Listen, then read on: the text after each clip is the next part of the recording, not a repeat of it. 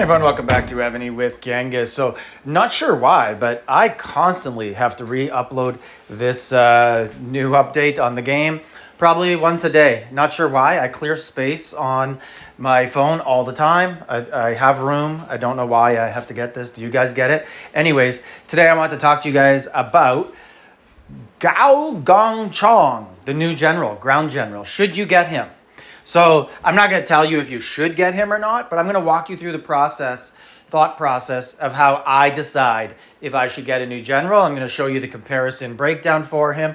I'm only going to compare him to my main ground general and my main assistant ground general.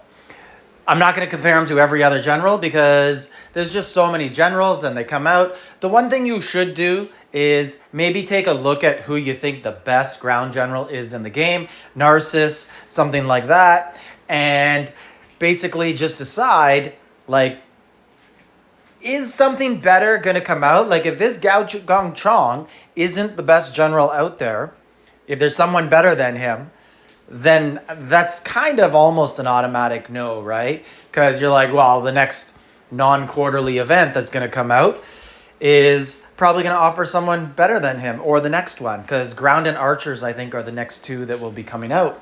So anyways, this guy's good. Absolutely, no doubt he's good. So we're going to look through all of this. I'm going to look through all of this right here. This is what you compare for an assistant.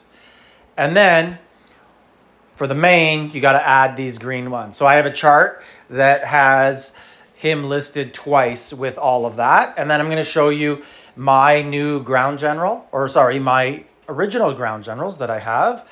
And right here, there's Suchit. There's my assistant. So you can see he's fully spec'd out. His covenant's done. And that's pretty much it, right? And then my other guy is right here. Forkbeard, covenant done, and fully ascended. So that's how we're going to be comparing them. One other thing to point out is I did not acquire Gao Gongchong yet. And the reason I didn't actually is because Evony's kind of become consistent in this one thing now. I think we can all agree that the tiered monarch competition is every non-SVS week now. That's how it seems. It seems like it's coming.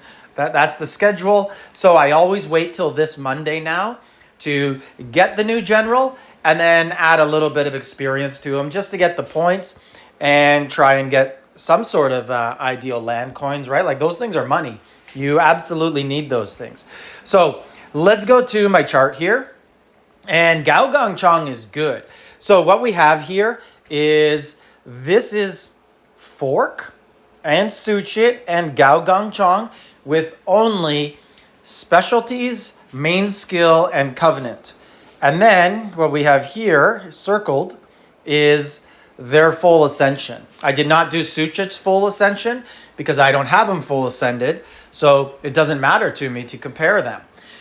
Looking at this, though, it did make me realize how good Suchit is, especially at the time of his release. And he was expensive. He was in one of those things like Hercilia, where you could get one copy for $150, and then after that you're spending a lot to ascend him. So if we look at Gao Gongchong as a main general, so we compare him against Fork for me. So Fork has 125 and then 50 more attack in ascension. So he has 175. Gao Gongchong is just crushing him there. Like, this is a complete blowout. That's 225. He is a lot higher than 175, so 50% more attack. And then you look at HP, and kind of tied. Gao Gongchong only wins by 10, but then on defense, he just crushes them again by 70. And then march size, 9% higher, right? The 8's a wash, and then 14 is 9 higher than 5. So Gao Gongchong is a big improvement on Fork. But I just feel like, because I missed out on Narcissus, that I don't think it's worth it for me to commit all of that. It's going to cost me probably like 40 boxes, general token boxes, to get Gao Gongchong. And I might miss out on something else really spectacular that comes out, because since I'm not coining as much, I am running low. Like I'm over 100, but that's probably, I could only get 2 or 3 more generals with that. So I got to be really picky. So I could definitely get one of him. And now let's compare him as an assistant against Suchet. So 14% more attack. That's really not a big deal. And then 65 versus 75. Suchet has a 10% HP advantage. And then 55. So we're looking comparing right here just for you guys to see.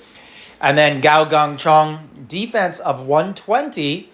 So that's a 45% higher defense. And march size, only 3%.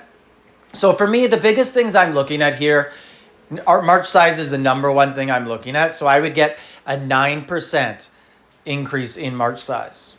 So that's going to get me about 80,000 more troops in a march. Is that worth it?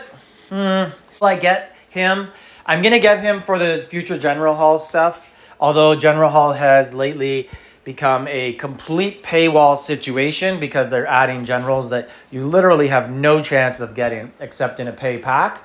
So I will get him and just cross my fingers and hope it works out in the future for me. But I'm not going to take him and actually put him into action. I'm also not interested in doing his Covenant. I think that's a waste of Covenant stones for me to get only 5% ground HP. Let me know what you guys think about Gao Gong Chong, and like, subscribe, leave a comment.